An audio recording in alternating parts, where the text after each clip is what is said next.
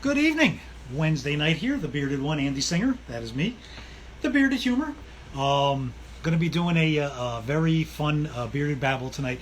This is someone who I can probably say uh, at the very beginning when I was probably even thinking about doing something like this.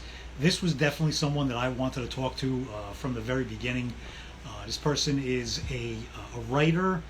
He's an artist. He's an inspirer. He just this person has made you laugh, and you may not even know who he is, but trust me, he's been involved in so much stuff, and he has made a lot of people laugh over the years. Um, I don't see him on here just yet. I'm going to wait for him to come in, and then we're going to do a big introduction type thing, and he'll tell you all about all that he's done and that he's doing, upcoming stuff. Having some fun here, just going on YouTube and just finding some long videos and just putting them on. Last week I had I think I had some jellyfish floating around. So this week just got some, I don't know, technical stuff going on in the background. It actually looks like my brain is doing something, which in reality, my brain doesn't actually create anything like that. So that's a false impression. Oh, that's very spiritual, very Jesus-like. Ah. Uh, let's see. All right. While we're waiting for Michael, is his name? We're going to be waiting for him. Um, yeah, the spiritualness, the Jesus look is actually working pretty good here for me with the background here. Oh, I see someone just joined in here.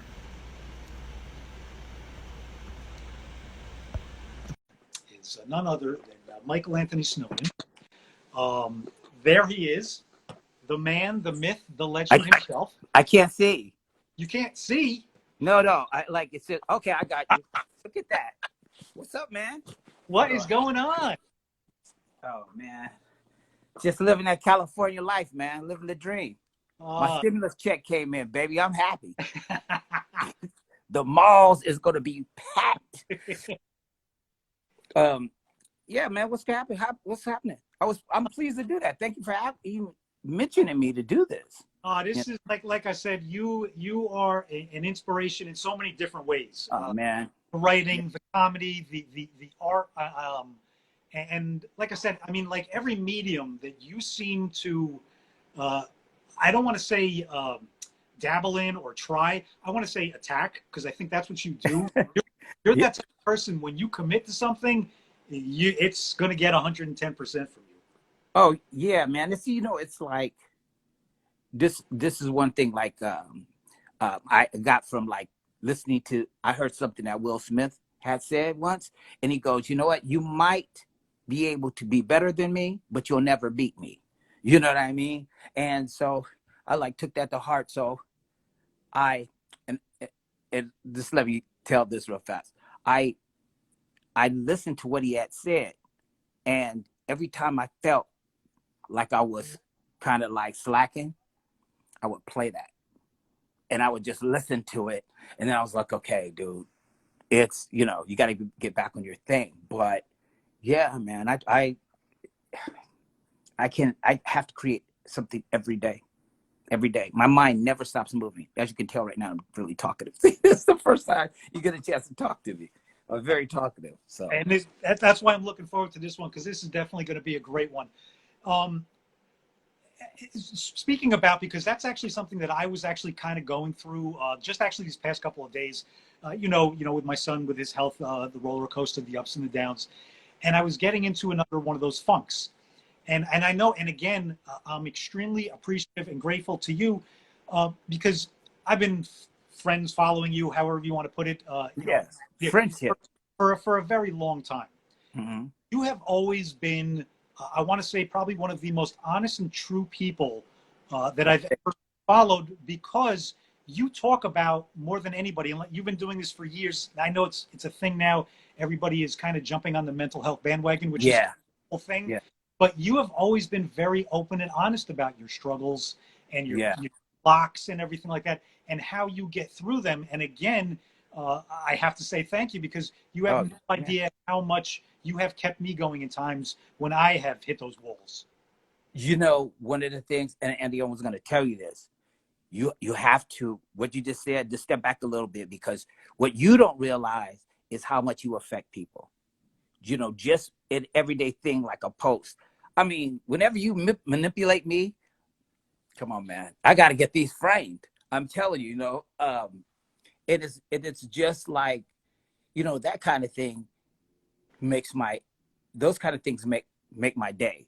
And then I pay it forward to somebody. But yeah, man, it's like with mental health, and you add 100 times things on top of that, it's people go, oh, it's a pot of cake. But what they could easily do is get on social media, even if it makes them look bad or whatever, however, and get up there and tell somebody that this is how I'm feeling. I feel suicidal. I feel hopeless. I feel helpless. And somebody is going to jump on there and tell them, you know, hey, do you want to talk? Somebody, and always think that no matter what problems you're going through, there is somebody there to say, are you okay? You know what I mean? And I can tell with your son and just how you go, another rough night.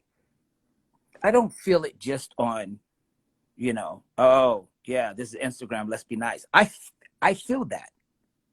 Do you know what I mean? I feel that. And that is part of the struggles of being a parent, you know. But you have to realize, it's like when I see that, it's like a million times uplifting, inspiring. Do you know what I mean? So it's like, I can never say, well, don't give up, because you're never going to give up. You know what I mean? So no, so like, why you say that to me, I could say it right back to you. You know what I mean? um no, you're funny. I mean, and then when you and Donald get together, it's just whatever, it's just like, pretty much, it's like whatever goes, kind of, so The, that's the just. the three of us, one of these days, me, you, and Donnell, are definitely going to have to get together on something. That Oh was, yeah, well, I worked with him once before. yeah. I worked with him, and Marcy, son, ain't nobody taking my shoes. It was a sketch about somebody stealing shoes, or taking people, robbing people for their shoes. Oh yeah, man, it's like, I think Donald is,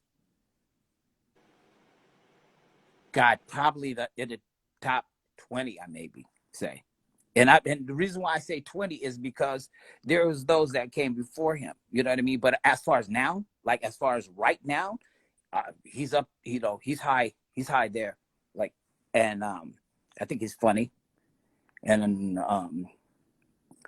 it's like what we need right now. That's okay. Now, speaking of funny, like I said, a lot of people on here may not know who you are, what you have done, and how much laughter you have brought to this world. Going way back. I mean, you have Yeah, been involved in let's jump right in. Let's jump into some In Living Color and White Chicks. And yeah. I hang it. Wait a second. Hold on one second. I have to. I did not know this about you. I usually don't look up because I know you, but I actually just went to IMDb just to see if I was missing anything that I knew about you. I didn't know about Hanging with Mr. Cooper. That was one of my Yes. shows. Oh my God. Yeah. What's funny is I was only supposed to be there for one day. I was only supposed to be there for one day. And then Mark Curry, he was so mad at how the script was with whoever wrote it. And so I came in there, I was asked to come in there by some people. And I rewrote it, like helped him rewrite his thing, the script. And he was like, okay, man, just come on in a couple of weeks. And I ended up spending 2 years there. So, yeah. So, but when I was, God, I don't like to bring this up because people always go, yeah, he's bragging. But when I was 16 years old, we lived like, it's on Parthenia Street out here in LA, right? You're in what, New York? Where? Jersey. Right. Jersey. Okay. Right. There's a street called Parthenia. So we used to go by there from school. Richard Pryor lived in one of these homes. So I would just be like pitching jokes over the gate. So we let us come in and we saw, you know, and it was just, I got to see Paul Mooney, Robin Williams was there, you know, but he let us in to that world, you know, and it wasn't, to him probably, it wasn't nothing but a thing, but it really shaped me. And I went to film school after that. I, like at 17, me in film school wasn't, you know, jiving too much. So I had gotten the call to come and be for a living color, be a writer trainee. So I went there, I met with Keenan, and we just talked for 2 hours about just nothing. No, I didn't pitch to him nothing. We just talked about New York. We talked about LA. We talked about comedy. We talked about comedy rooms, and just, you know, he asked me, have I been to any comedy clubs there? I said, I've been to Caroline's, you know, and then he was like, oh, really? And we just would start going back and forth. And then by the time I got home, my mother had called me. You know, she called me. She said, somebody named Keenan called here. And I said, what? She goes, his name is Keenan. He told me to tell you to call him. So I called him and he goes, listen, you know, we got this program. You know, it's for 8 weeks. So he goes, come on. So I came in there. Is this boring story? No, no, no. What, are you kidding me? This is this is gold. I love this. So I came in there on a Monday, and all the writers, they were all Harvard. They were all Harvard Lampoon guys. Some of the guys came from Saturday Night Live and all this stuff. And I had just turned. I was 19 when I went in there. So I just had turned. I wasn't even, I was almost 20. I haven't even turned 20 yet. So when I went there, the writers told me, don't pitch. All you do is sit there and listen. Okay. So we go in the writer's room. Sure enough, everybody's going around pitching. We had 22 writers at the time. It dwindled down to like 15 or something. I don't know. But at the time it was 22. So everybody went around. Keenan at the head of the table. Everybody went around and pitched. And it came to me. So I was kind of like nodding, man, that was good. You know, then Keenan goes, where are your pitches? So I said, oh, I thought, and I looked over and they're all laughing. All the other writers are laughing, you know what I mean? So he goes, Keenan's not laughing. He's going, you know, where's your shit, man? So I go, hold on a minute. So I run out of the writer's room and I come back with a newspaper and I look through the newspaper and I'm looking. He's just looking at me like, what are you doing? And he always has this big old jug of water next to him. So I open the paper and I stopped and I go, okay, here's my first pitch. Home Alone 2 with Michael Jackson. And Keenan spit the water out of his mouth, like, you know, Michael Jackson tried to get it. And then it was like, you know, I pitched Fire Marshal Bill going on a cruise ship, you know. I'm just looking at this stuff. Like, I'm just looking at a cruise airline, you know, ad. And I forget what else I pitched. I pitched so much. I forget what I pitched. But anyway, we have these script packets, you know. So he told me, oh, okay, I like those, write them up. I didn't even know how to type, really. We had the first apples, the ones that used to like sit up with a thing. So I wrote the scripts and we go to a packet room. You know, Monday we pitch, Tuesday we write up the things, Wednesday they come with a packet table read, whatever's the best. So all 5 of my sketches were in there. So, you know, I'm like 19, 20 years old. I don't know what that means. You know what I mean? So when you know, the writers, the actors are looking through to see if they're in a sketch. The writers are looking through to see if any of their sketches are in there. So it's that kind of thing. And another thing, if the actor does not like your sketch, they will kill it at the table. They will go, well, hey, Shanina, why are you? They'll kill your sketch. So Keenan will go, okay, whatever. But all 5 of mine were in there. And so everybody was like, oh, well, man, luck is on you. That hasn't happened before. Whatever. So I didn't say Mhm. anything. So the sketches got shot. It was at the end of the week. It was on, no, the sketches were getting prepped. It was at the end of the week. It was Friday. From Monday to that Friday, Keenan goes, listen, we're going to bring you on as a full staff writer. And I said, oh, okay. So he goes, we don't have a lot of money. You don't get paid a lot of money. So I said, okay, well, how much I get paid? He goes, $2,500. I said, what, $2,500? I was like, are you kidding me? You know, it is still a lot of money, you know what I mean? Like, you know, but it just goes to show you what it is that, you know, people, you know, get out here in Hollywood. But in general, where when they're successful, the prize that they get, some people are not talented, but they still get that prize. But you know, they're whatever. That's absolutely amazing, and I think that again, hearing that story, it kind of just lets me know you're one of those people that you're going to improvise, and everything has a story. Yes. You can Yeah. look at anything, you can create a Yeah. story, you can pull a story out of it, you Yeah. can find the story, and that's amazing that, you know, on the fly, like you said, these Harvard Yeah. guys messed with you, and you basically said, all I need is a newspaper and 5 sketches Yeah. like that. Yeah. Um rest his soul.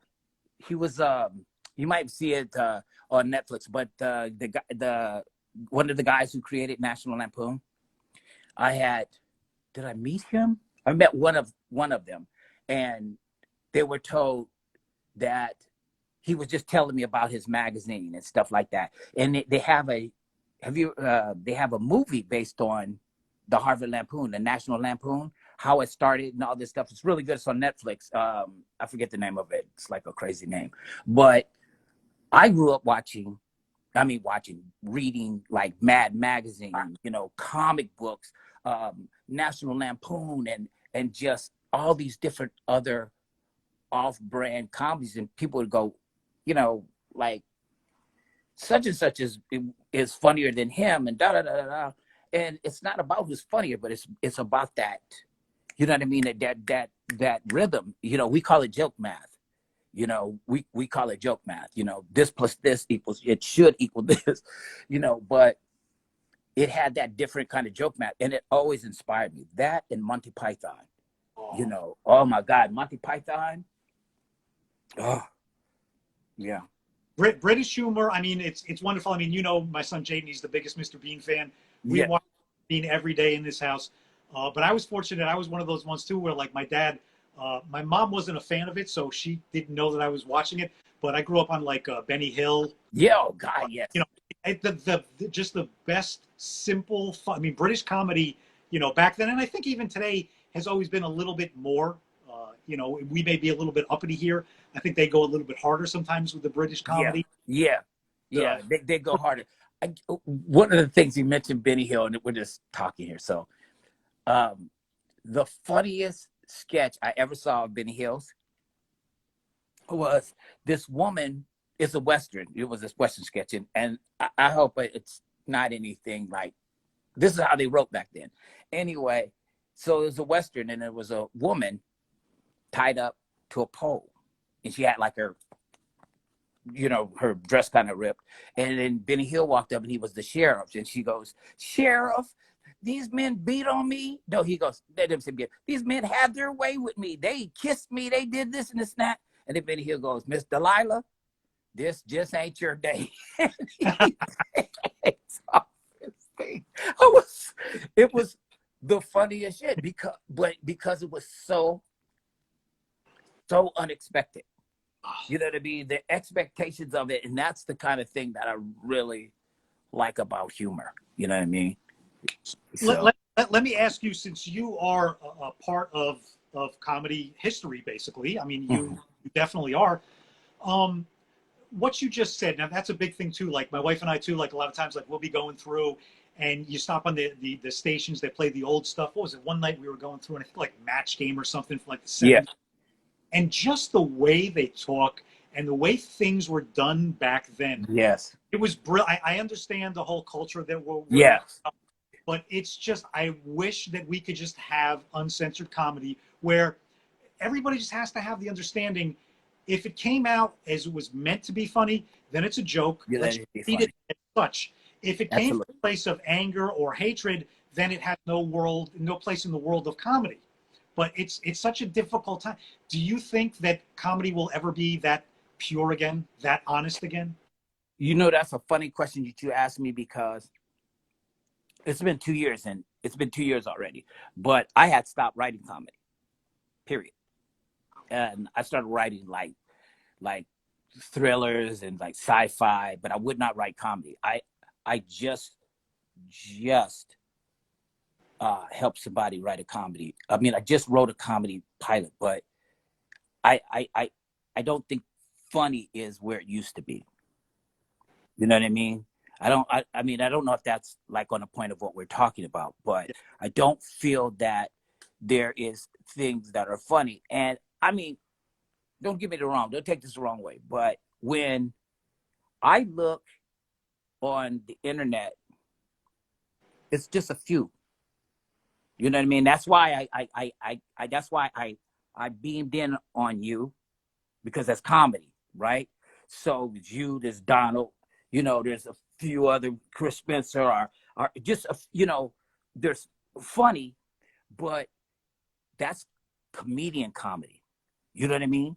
And don't, if you're a writer, you got to know it's two different things. You know what I mean? Like, how dare you get on a stage and you are not stage prepared? Because that's a whole nother beast with comedy. And the same thing goes with comedians. I thought, dude, if anybody, it's the easiest thing for you to write.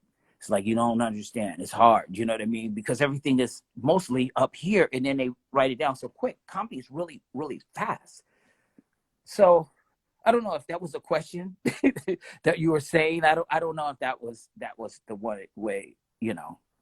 I don't know. Comedy needs to be reshaped. You know, we're in a very different time. Do you think it's going to happen? Do you think, I mean, you have, I mean, there are so many people that are sticking to their guns, but then again, too, you can also see that some of the bigger name comedians are, you can tell they're not telling some of the jokes. They are backing away from some things. And Yeah, expect that. But at the same time, too, you kind of, if comedy is going to survive, you kind of got to come out there and just say, screw it. This is comedy. yeah, Deal with it. yeah. I see. For me, I've always been this this bad guy, kind of like, oh, he's crazy, this and that in comedy, because I always said what I wanted to say.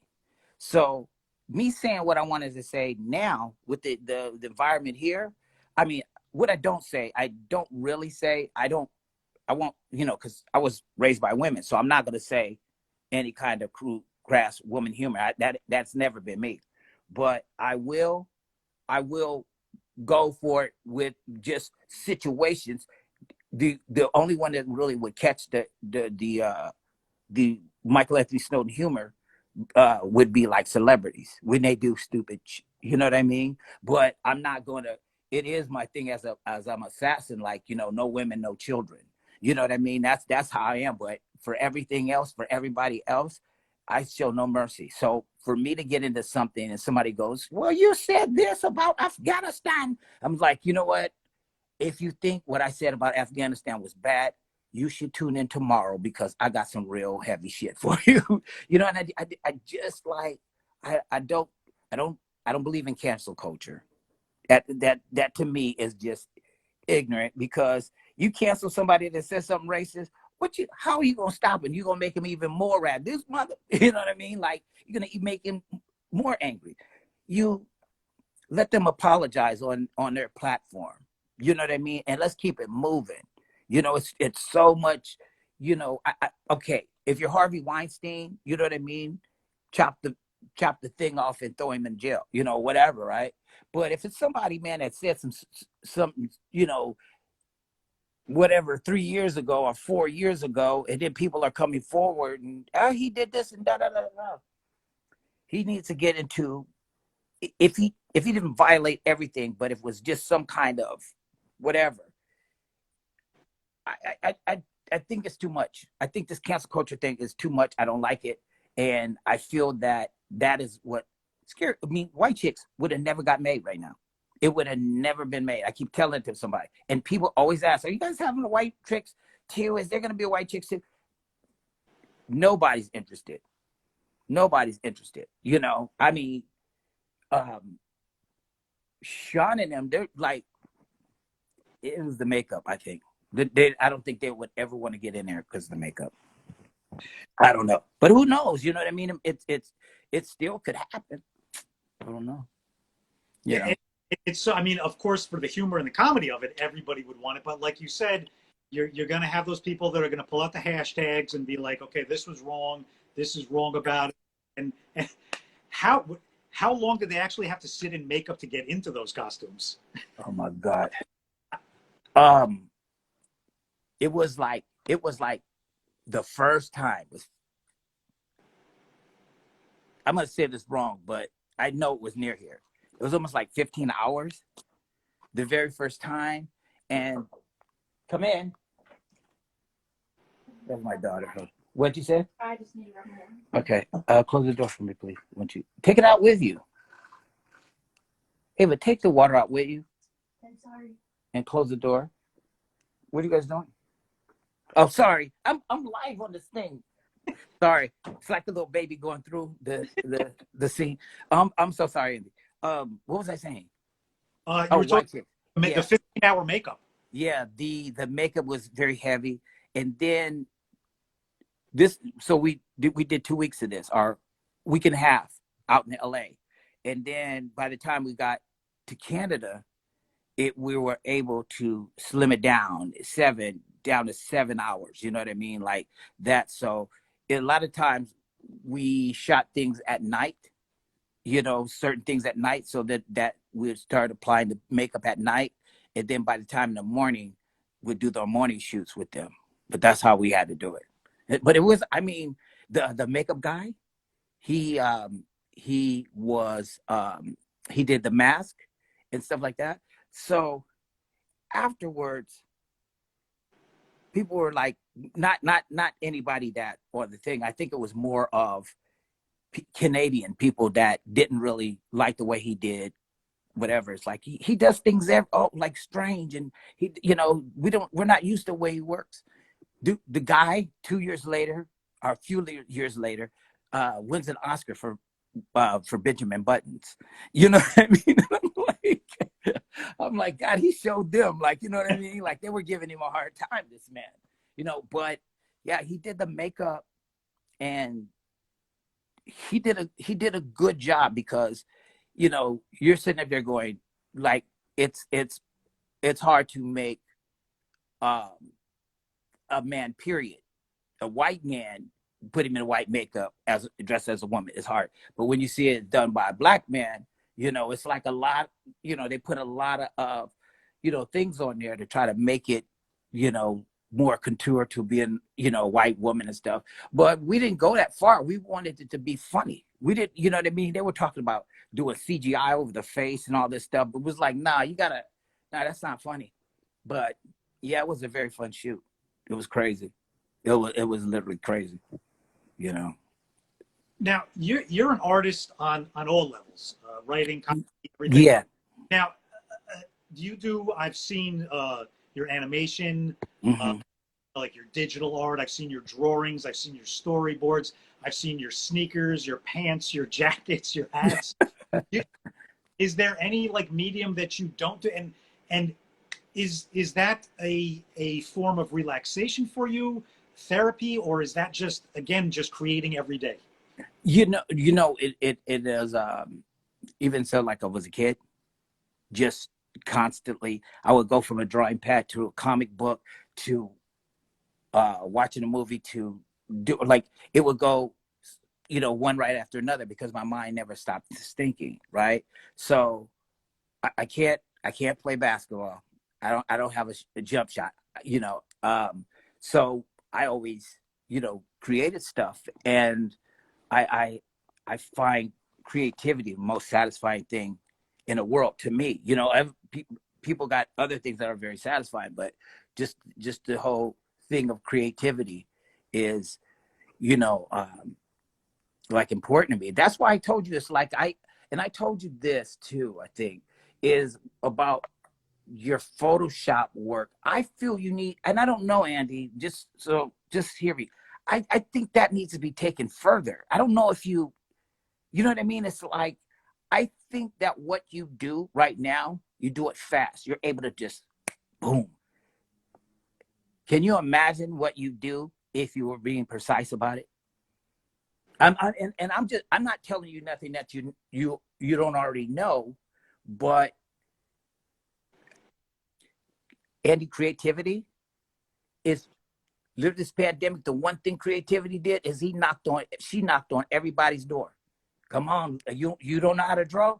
What about getting out there and planting some seeds and stuff like that? You don't do this? Why don't you get out there and walk? See that it literally has had its hand in reshaping where we're going. We're not there yet or none of that. But when I got the memo about what's going down, I said, oh, we just got to be creative.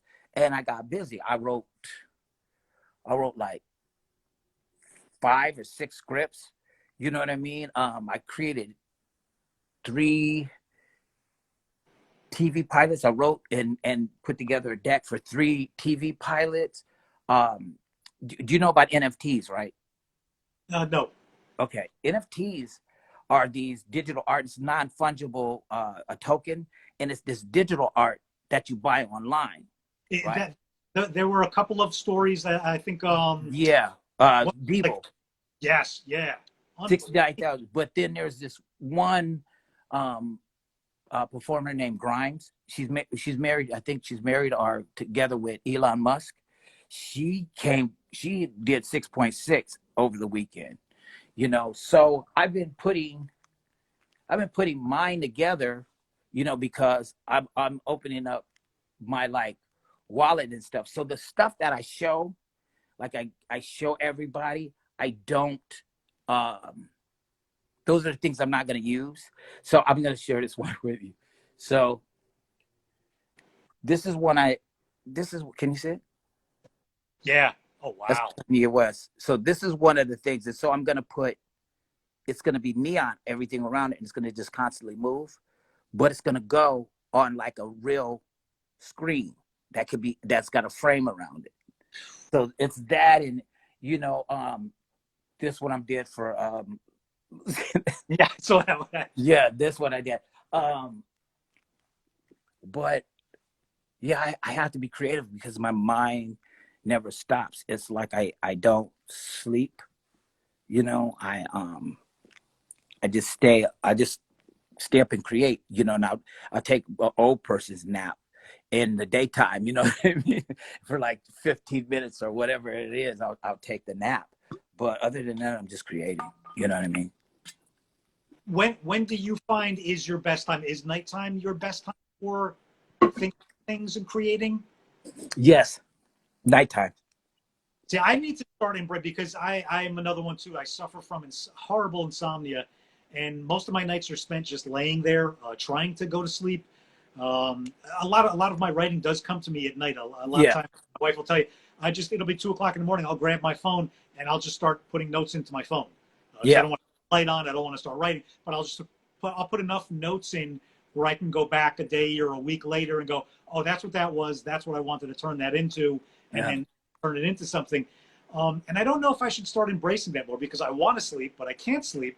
And I'm wondering now if I should just start spending more time. You know, that's what my brain wants to do. Should I just do it? You know, the thing about it is when you get that thought and it doesn't go away, that's your subconscious really kicking you in that butt. You know what I mean? And say, hey, listen, you're not sleeping at this time. The least you can do is get your computer out, get your pad of paper out, get your phone out, and do some work while you're there, while you're not sleeping. You know, like 3 hours of sleep, I'm good. You know what I mean? When I was younger, I would go 2 and 3 days without sleeping. It was just crazy. You know, like when I was just in film school, you know, they call me Firefly because I never, you remember? Yeah. So because I just can't stop moving. So while you're doing that, just like, create. But let me ask you, you're writing? You're writing. Yeah. Again, it's you had told me about two books. I read one of them. I still have to go through the other one, but I still don't have the structure of exactly. I mean, I have stories, I have ideas. I don't know how to put them together correctly. Well, you know, like people go, oh, directing is hard. But a director will tell you writing is hard. Writing is the hardest uh, thing you do in entertainment over everything. You know what I mean? And people don't realize that until they sit down to try to write. And then you think about, like, let's say The Godfather, okay? You think about constructing something that is nonlinear as The Godfather. That is takes some ingenuity, you know? So for me, I was raised and I was brought up watching The Godfather. So I learned all those different things. But for what I want to say to you, and the question I wanted to ask you is, what is the tangle? What's the first tangle? What's the first hiccup that you feel like, okay, it frustrates you? What is the very first thing? That's an interesting question.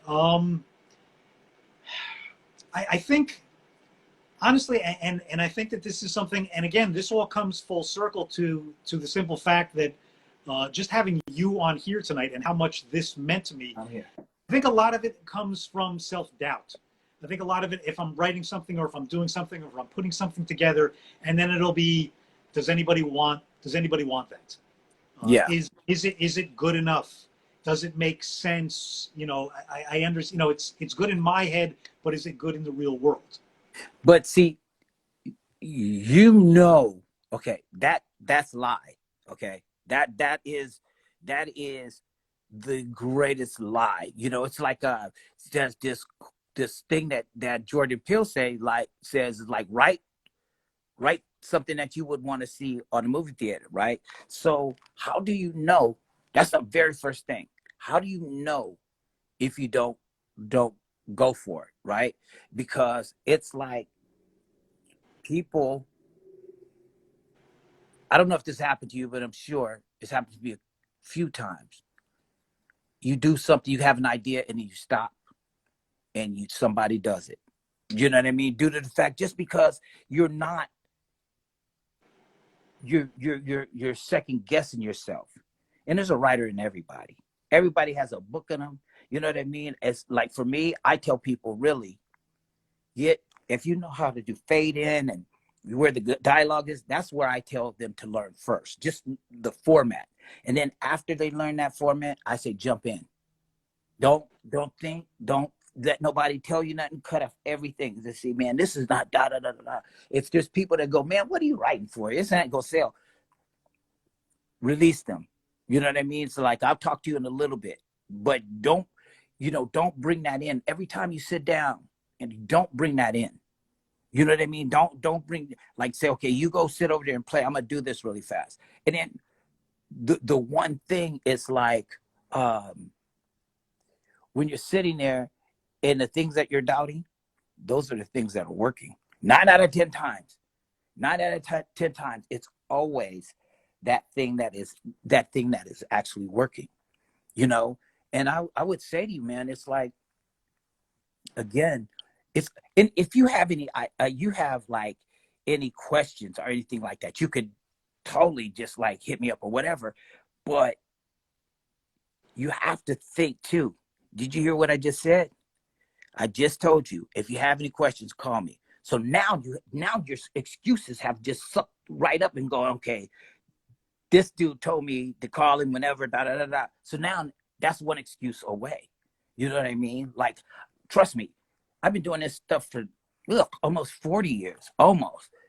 And I still don't like writing. I still don't want to sit at the page. You know what I mean? And I'm not the only one. There's a ton of excellent writers back in the day. They said they hate writing.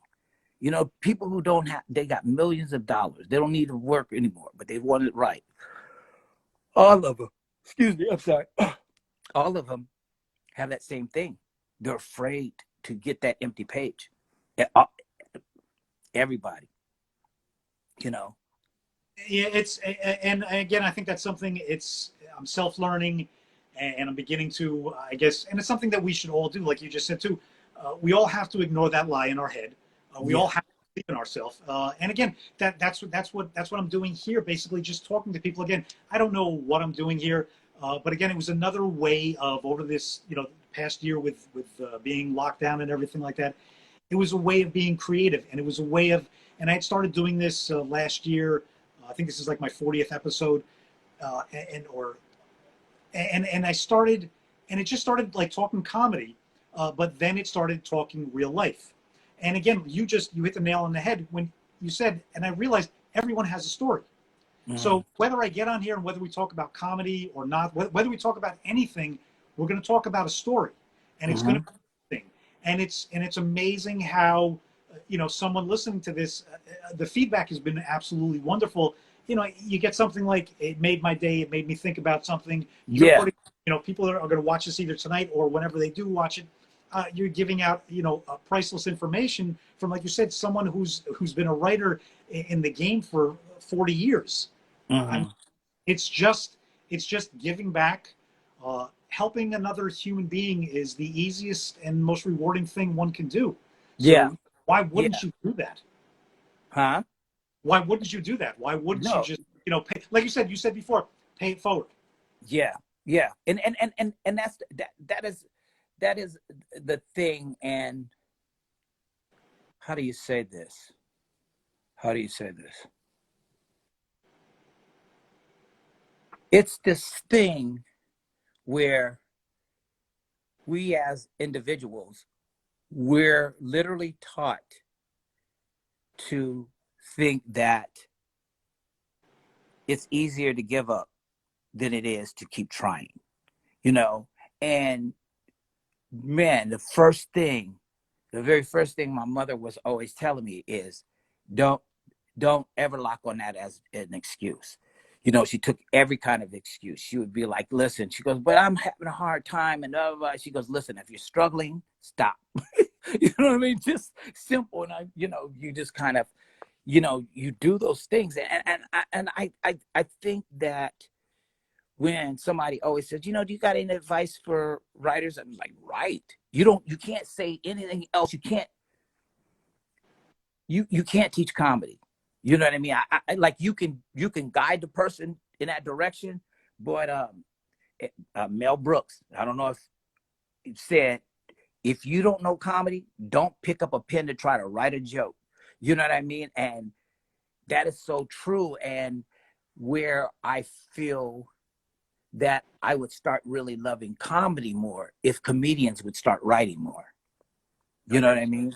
And it's a very interesting thing how you said that too. How you have to do it to learn it. Here I am, friends with Donnell Rawlings, one of the top comedians in the world.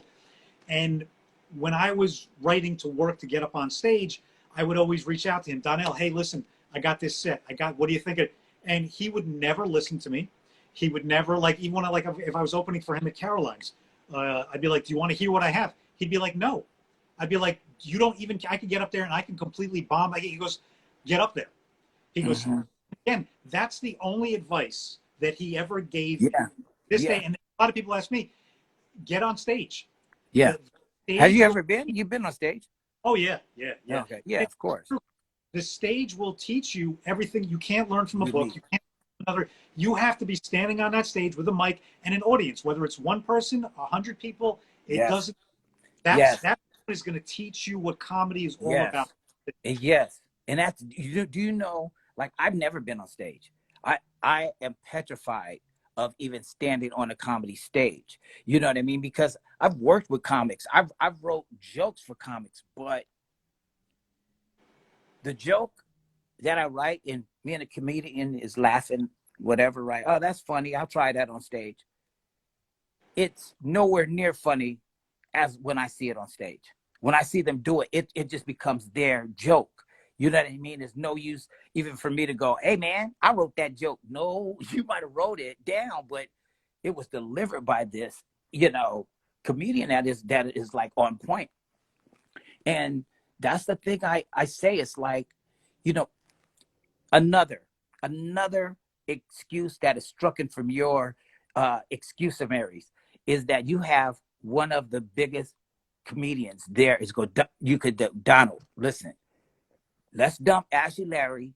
Let's come up with Dirty Harry. Do Dirty Harry as a TV series. Let's make it.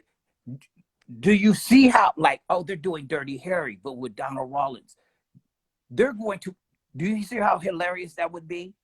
You know what I mean? Like, just 6 people. And this is why I tell people to think, like, when they, everybody, we got to do, reboot of this. Like, you have to look at things like, oh, $6 million man. Let's do it with Donald Rollins and stuff. But you can't do that with $6 million. No, that's what I'm talking about. Everything, those things that makes it funny. You know, it's the joke math. You know, Donald Rollins doing Dirty Harry. This is happening. You know, they're stealing bananas or whatever. You know, you take this thing that everybody knows. This movie that everybody knows. You're going to take this comedian that everybody knows, and he's going to take this plot that everybody knows, okay? Put them inside each other. And then start cranking them out and think of things like, you know, it's like, just think of things from your own voice. The important thing is when you're writing, get that draft in. You know what I mean? Trust me, I'm struggling with it right now. Me and my wife go for our morning walks, and I would find a million excuses why not to write. You know what I mean? You have incredibly important things to do during the day, you know, but you have to remember that there's 24 hours a day, and not all in that 24 hours. You don't have 5 minutes to yourself, 10 minutes to yourself, 30 minutes to yourself. And in those times, it is that, hey man, should I have the character go left or should I have him go right?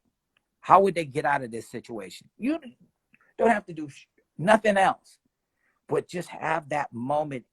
Just have that moment that you allowed yourself, you received that bit of information, you know, that would help your character. You know, be thankful that you got that little piece, and it helps you go.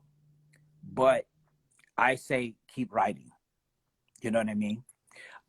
I have a piece of advice if you want to follow it. Okay. All right. This is a fact. It takes 21 days to create a habit.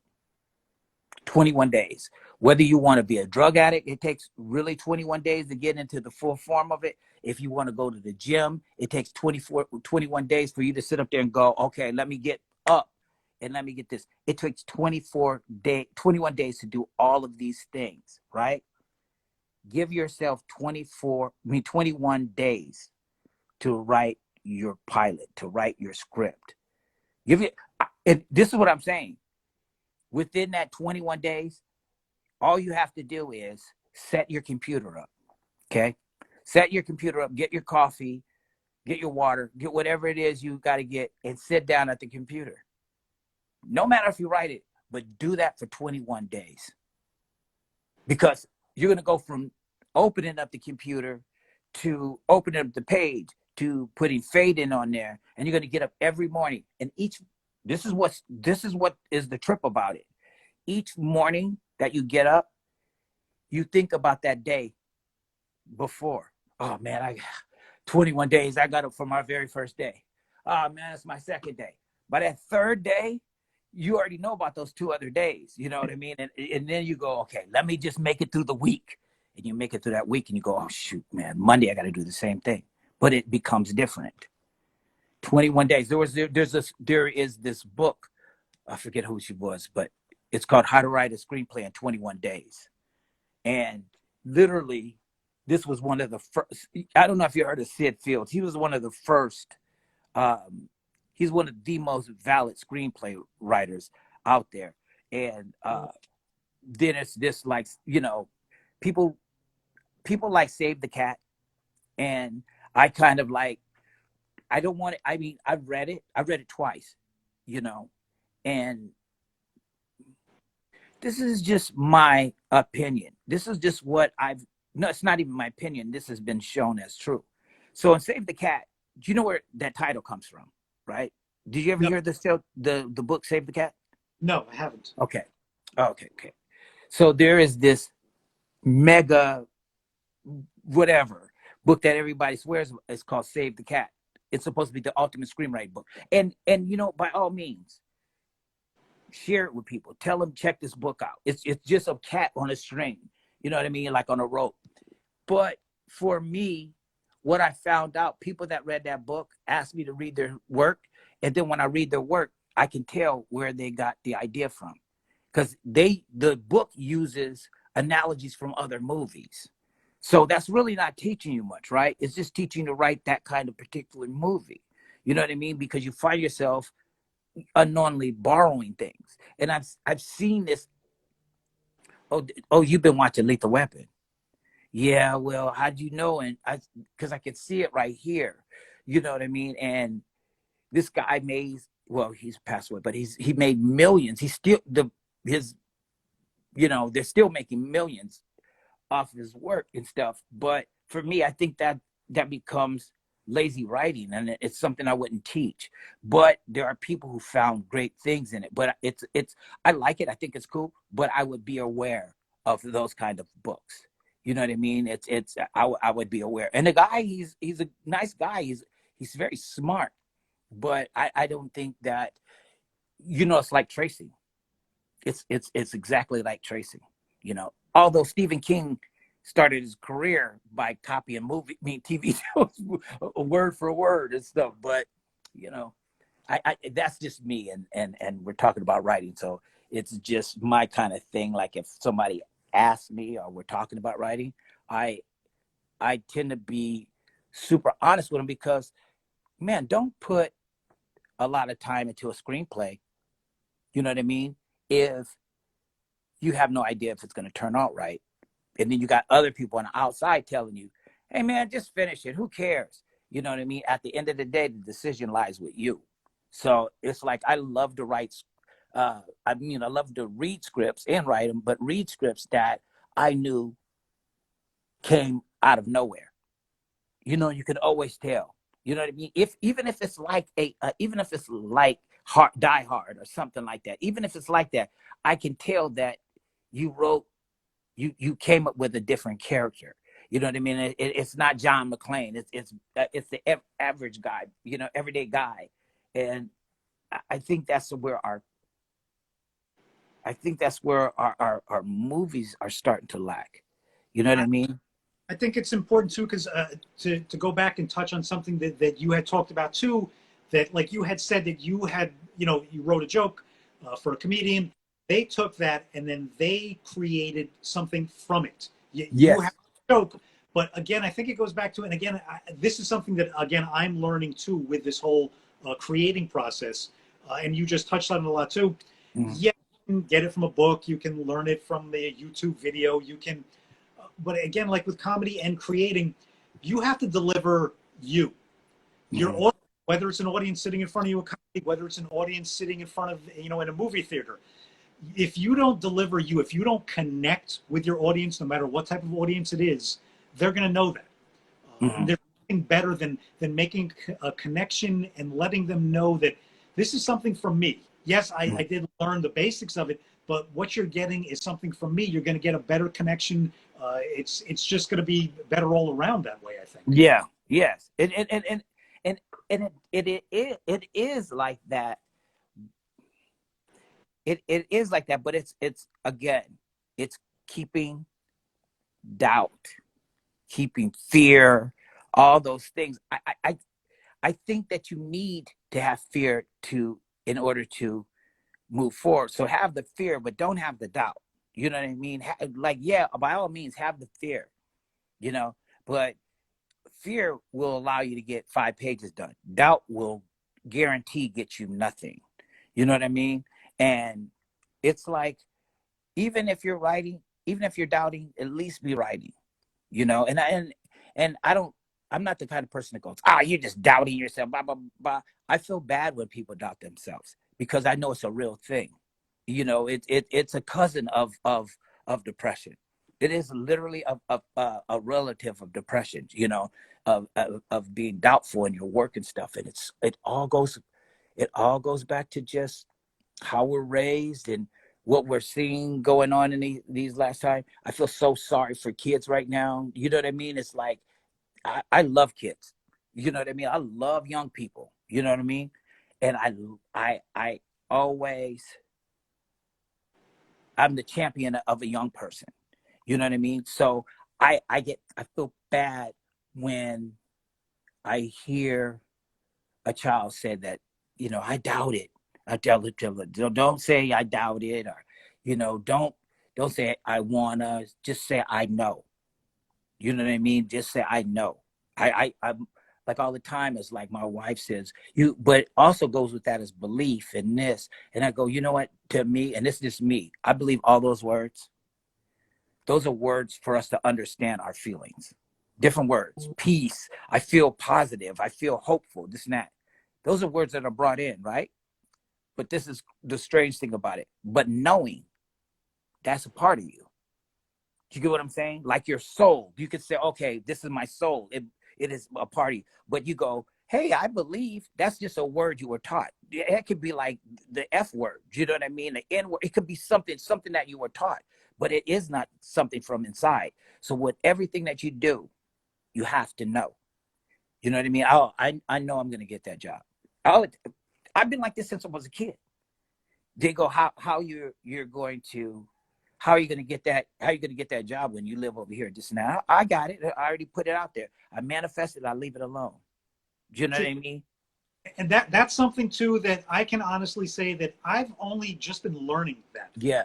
You know, I've heard the manifestation, and like I said, if you had told me that 20, 30 years ago, I was one of those people like, okay, yeah, that's nice. Like that's great that Yeah. That you you. have. I never believed in that power. Oh, yeah. I guess that's exact. Ooh. No. It's. No, go ahead. What you gonna say? It is your response was absolutely perfect. It was, Yeah. oh, people that don't believe in that, I feel bad for that. I was one of those, and realizing now that you can manifest, you can speak things, Oh, not 110%, but you can get your path going.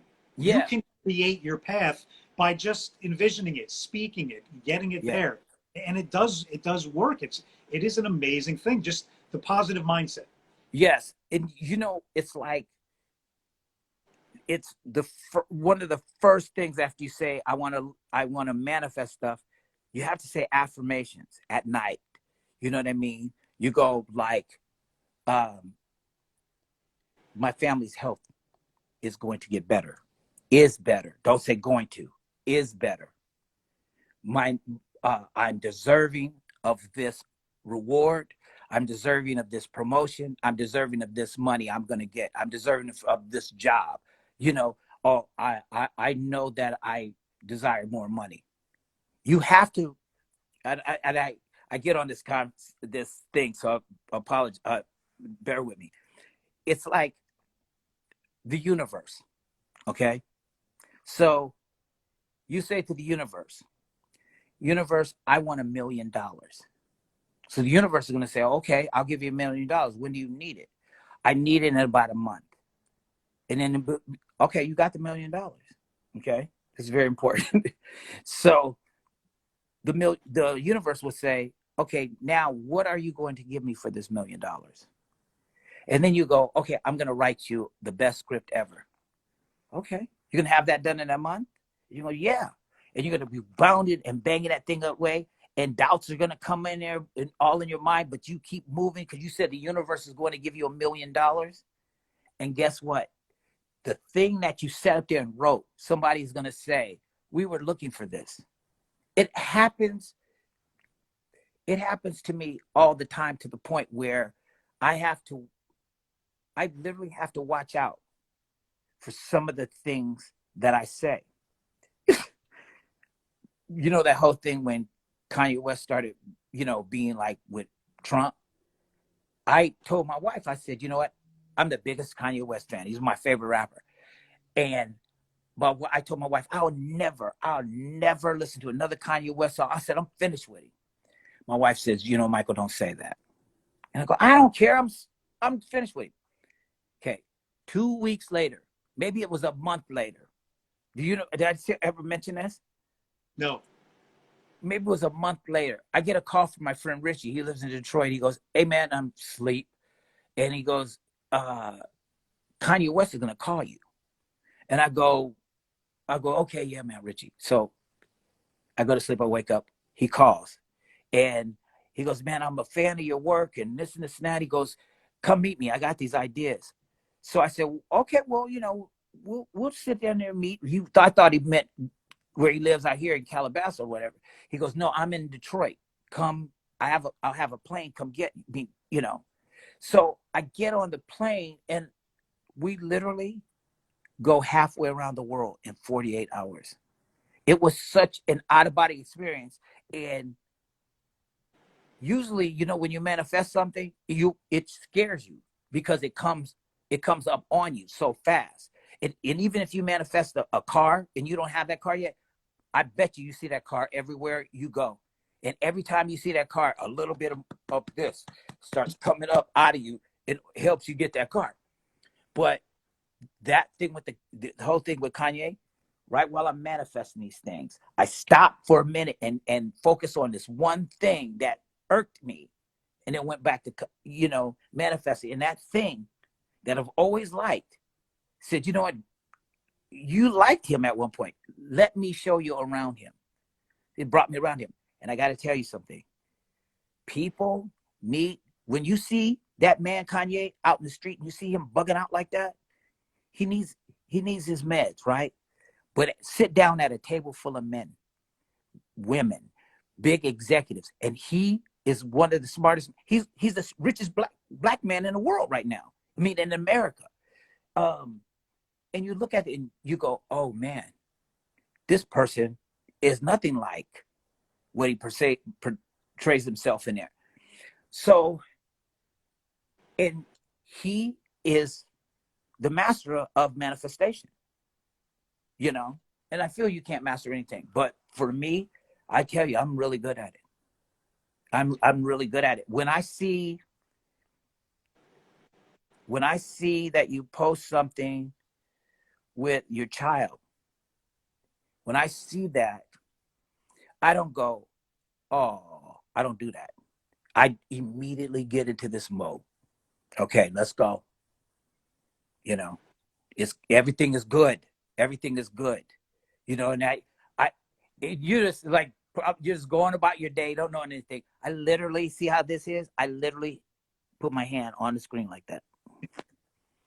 I literally, and I know it's universal for us to do, and you know, we look at things a different way and stuff like that, but there's only one way to look at things every other way.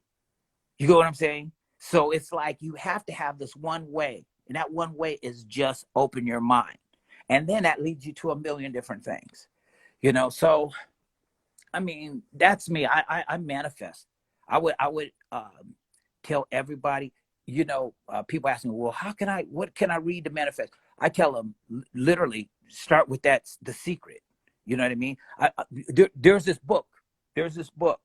It's by Napoleon Hill. It's called Think and Grow Rich. Okay.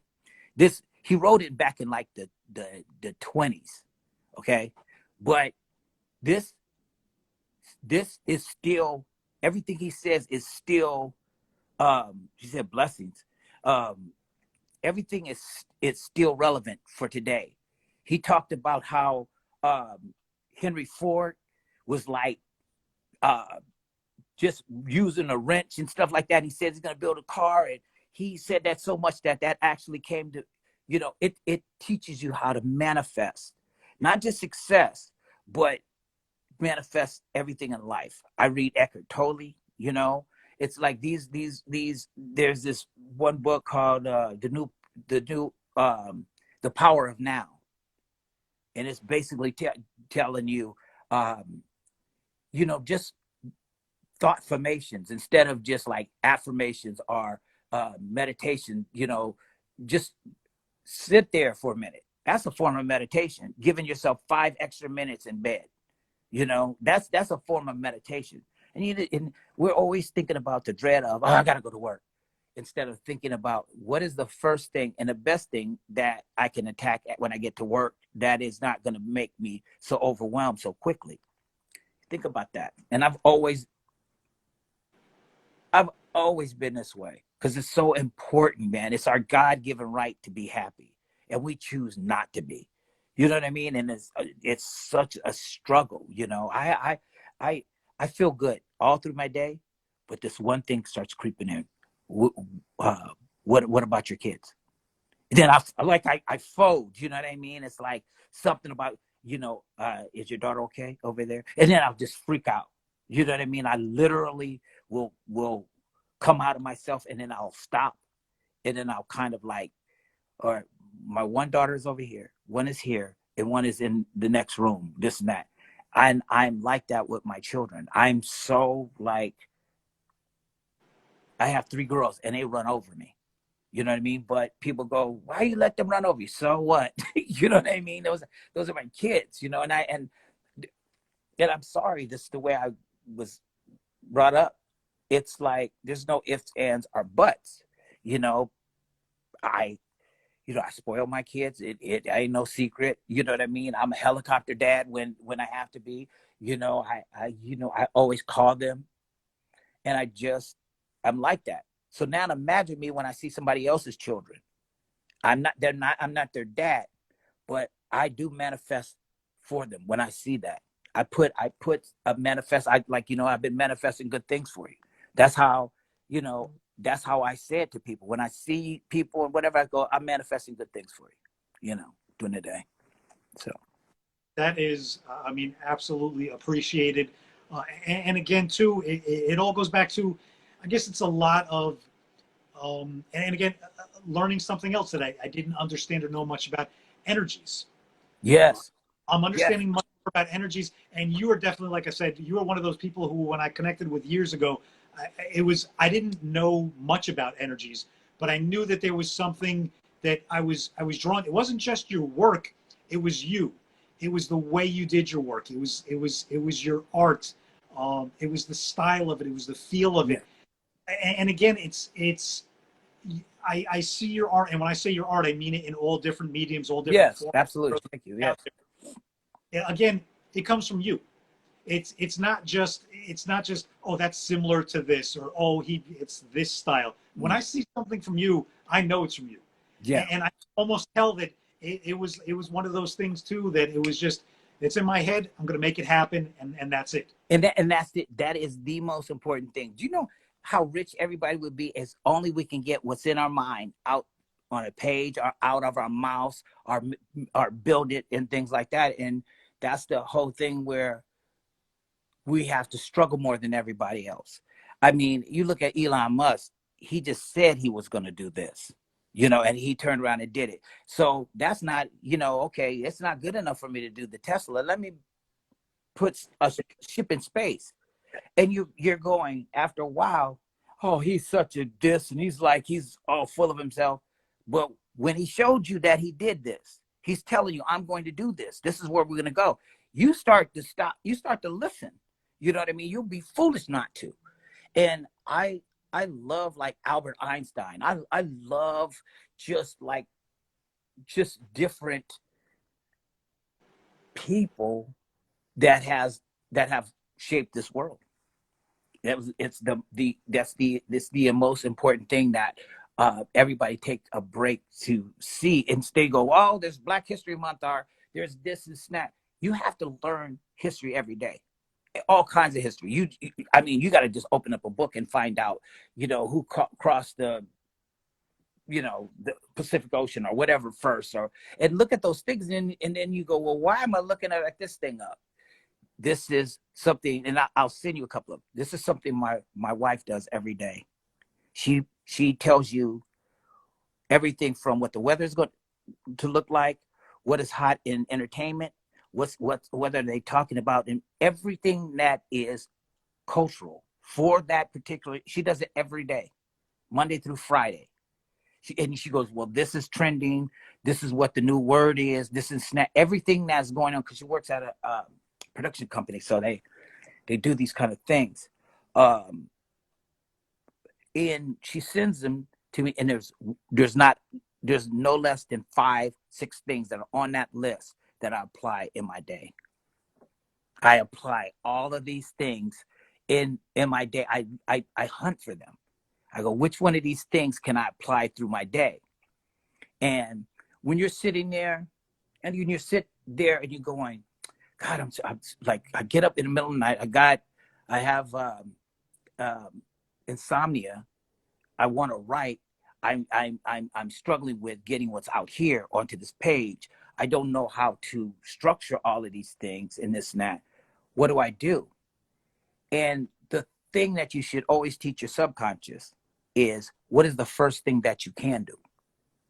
Oh, well, I can say hello, or I can do fade in.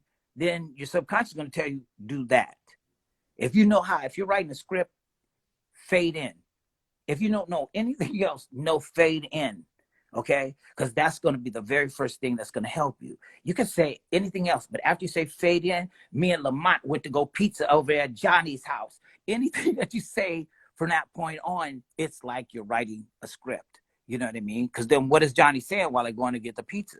You know, it's all of those kind of things, but it's about writing. You know, it literally is about writing. There's somebody on here right now, and his name is Emery.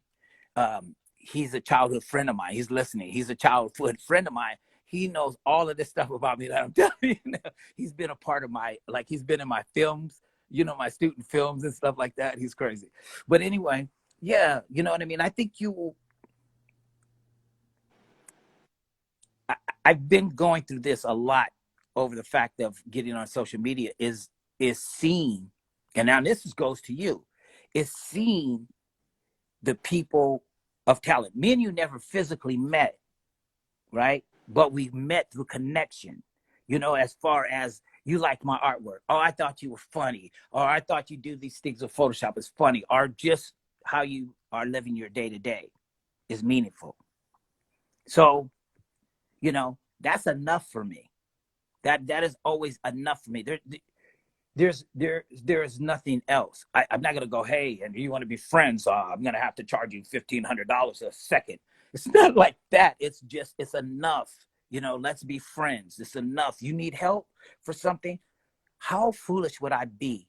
How selfish would I be if I've known all of this all my life, and you ask me a question about writing, and I say, you know what, figure it out. You never are supposed to be like that with anybody.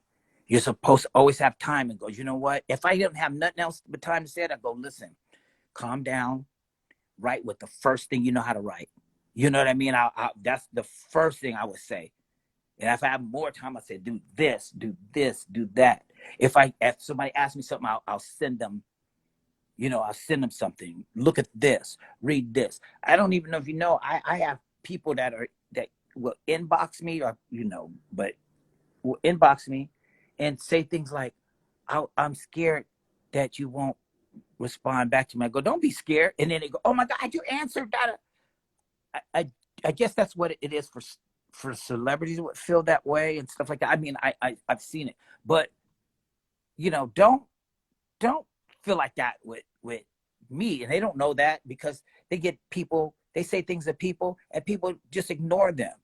You know, I'm not going to ignore them. You know, if they are thorough and they are true to their feelings and stuff, if they reach out to me, I'm going to reach out back to them.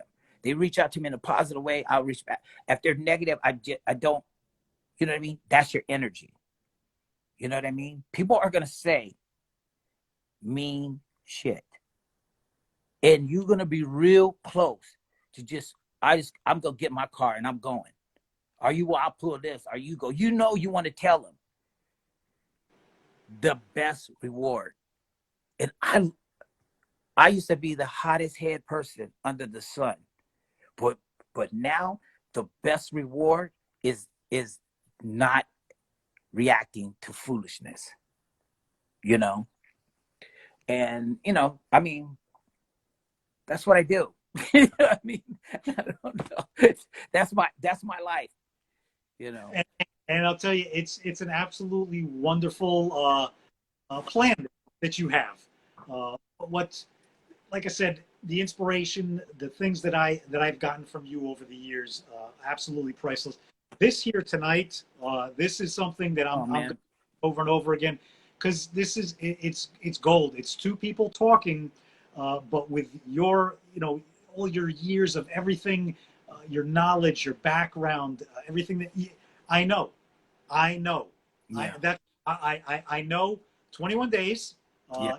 There's a lot of things that I'm definitely going to add to my Yeah. my Your plan. tools. Your Exactly, tools. Yeah. exactly. So Yeah. you, Use your tools. Do you know what I mean? Because people ask you like, well, what are my tools? You know what your tools are. If you know how to get out of the car and put gas in your tank, you know what your tools are, and living through things. Hey, before we wrap this up, we inbox me, okay? Inbox me your address because I got some merch for your son. ah, that's awesome. Okay, so inbox me, okay, so I can send this to you. I Okay. definitely will. Oh my gosh. This listen, we're definitely going to do this again. Oh Like I man, said, anytime. Call me anytime. you have You been know. someone that I have wanted to talk to and to pick your brain for the longest time.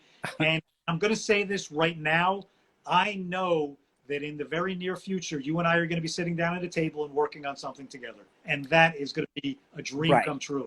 Yes, and also know this is that thing could be the very thing, will be the very thing that you have created. Not me, that you have created. Don't forget to send me your address. I will I'll take send that. I'll send you this out to him.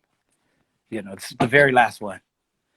Michael, it's always an absolute pleasure. I can't wait to do this again with you. Oh, before we go, can I plug my book? I'm Plug rich. please, please Right, hit the next. come and buy my new book. I'm rich and you're not. Nah, nah, nah, nah, nah. Okay, so what? No, I don't have no real book. I'm rich and you're not.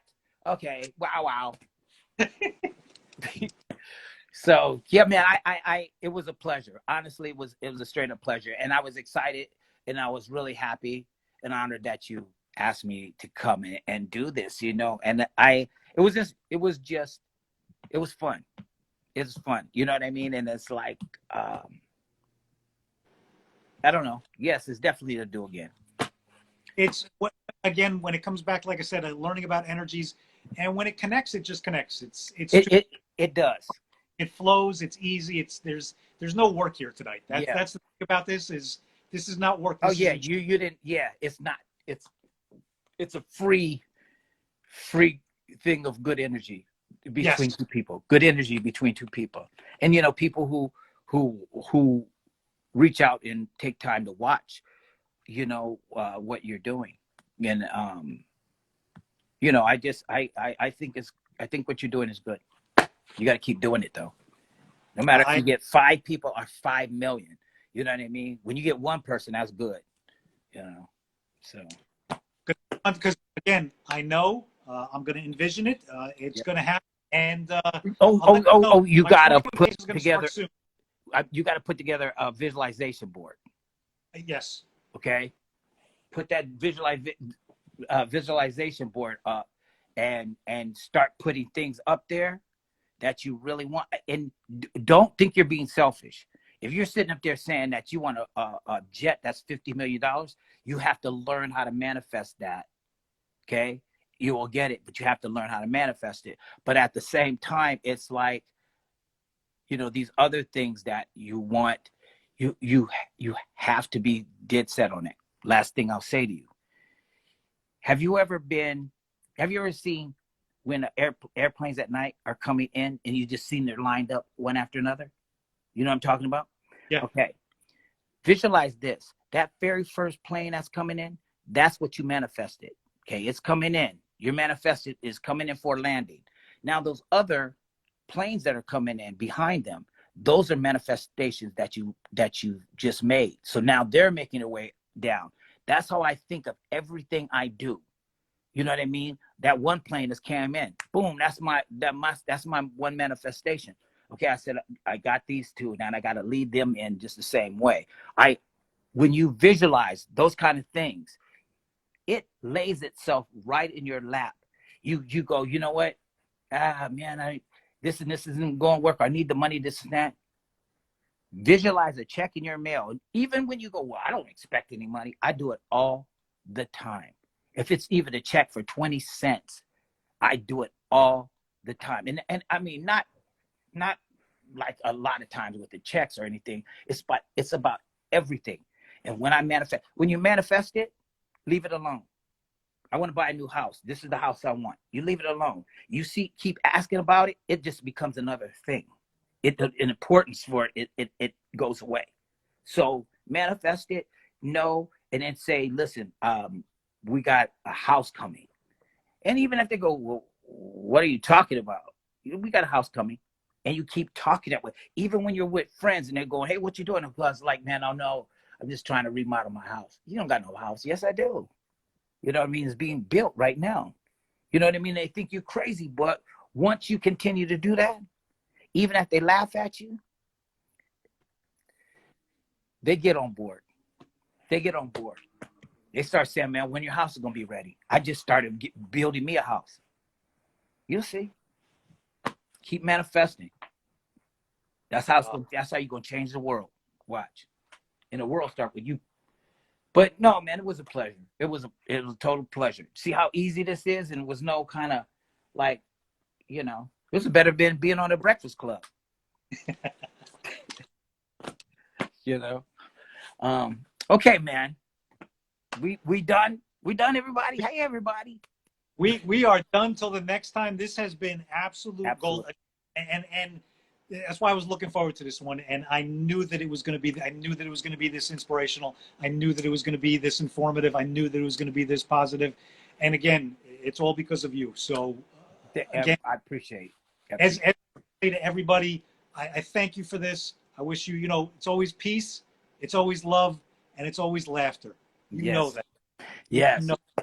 Yes. I'm going to hit you. I'll send you a message. The address. With the address and everything as soon as I'm done here. And again, Michael Anthony Snowden, it has been my honor. My honor. And until we do this one again, I thank you for, again, I'll say it again. I said it a couple of times. I just want to say it one more time to you.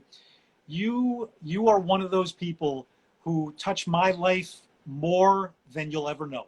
And I am truly grateful that I have connected with someone like you in my life. So again, thank you for that. I thank you too. It goes both ways. I thank you too, and it means a whole lot, and I mean, just keep going. You know what I mean? Just you don't have to know where you're going. You just have to know you got to start walking, right? So it's that thing, and share with your friends. You know what I mean?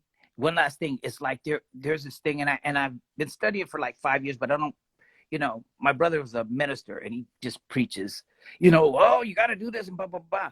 But I started teaching him about Stoicism. Have you ever, it's a philosophy. It's a philosophy of being like, however you feel, okay, it's okay. It's telling you how you feel. Like now, if you want to be bad, hey man, that's your choice. Me, I know what it feels good, and I'm going to do what feels good. Stoicism shows you this. It shows you like this is okay. This is all right. Everything's going to be okay. And Matthew McConaughey, he is a big Stoic, and God, I can't think of anybody more people like that. But it's become a way of life. A lot more people are practicing it because of everything that's gone on. They don't know where to go with their thoughts. And they have no idea that everything that they need, that they're stressing about, is right there. Every single thing. And being a stoic and practicing that line, it helps you develop these skills where you're going, it's okay. Oh man, I didn't get the thing. It's okay. You know what I mean? It's like, it's all right. You made your bed, didn't you? Yeah, I made my bed. Okay, then you got a nice place to lay your head afterwards. You know, everything is okay. And even when it just feels like it's like you think you're gonna die, you go to sleep, you don't die. God, everything was okay. You know what I mean? We just have to start thinking like this, man. We just Gotta gotta open, gotta open our minds more. yeah, and share with your friends, even Donald. You know what I mean? Because they you know he's been in this business for a long time, and you know with Chappelle's show he was able to shine, and it's like comes down to it. They get you know special comics, and they get offers, they get promises, and they don't come to fruition. So you start getting gunshot. You know, somebody says, "Oh, let's do this, man." You're half-assing because you done heard that from everybody. That person has to continue to come at you for them to even look at your way. So you have to kind of like, you know, you got to kind of go like, you know, I'm telling you this, like Donnell, man, like I got a little gas in the car, dude. Let's go. Oh man, no, they don't want us over there. Well, we don't know until we go. I got this gas in my car, dude. It's the same way. Man, I'm writing. I got this idea for a television show. I got this idea for a comedy special. I got this, and that. He needs a comedy special. You know, Yeah. you two could be making that comedy special, but he just needs to know, not believe. Don't let them tell you about belief. Tell them what you know. I know this. This is what I know. You know, you don't know everybody else to believe in them, but you know your family. You know, so you know yourself. So that's all I got, man. That's all I got. I mean, You have given more than I could have asked tonight. If that's all you got, let me tell you. Oh. and I'll be at Yucko's Clowns performing my poetry tomorrow night at 11. Girls get in free before 4 o'clock. Could we get a poetry before we head out? Could we get a little bit? Could we get a little bit? Oh man, my mind is like fries. That's all I got. I didn't think that one through. I just knew it was like something about French fries. I just was in my mind. All right, Andy. Again, I thank I love you, man. Good evening, and I'll be talking to you soon. Okay, man. Oh. Bye, everybody. All right, peace. I knew that one was going to be absolutely wonderful. I'm going to definitely make sure that one is posted up and people listen to that one because there's a lot of information and a lot of inspiration in that one. So, again, Michael Anthony Snowden, I've been looking forward to this one for a long, long time. You are definitely someone who has inspired me for years and continues to inspire me. I have learned an awful lot tonight, as anyone watching this, I'm sure, has. So again, that's what it's about here. Just two people talking, great energy, a great vibe, just having fun. And that's all that we're going to continue to keep on doing here. So we're going to wrap it up here tonight. I don't know if I have anything tomorrow night. If not, we'll be back next week. And I will see you then. Again, probably one of my favorites here tonight. Michael Anthony Snowden, I cannot thank you enough for your time. For your inspiration, your ideas, your just sharing your mind with us, because it's a truly beautiful thing. So again, everybody tuning in, watching this, peace, love, laughter, and remember, I know. That's it. No. Don't second guess yourself. Don't doubt. Know it. See you next week.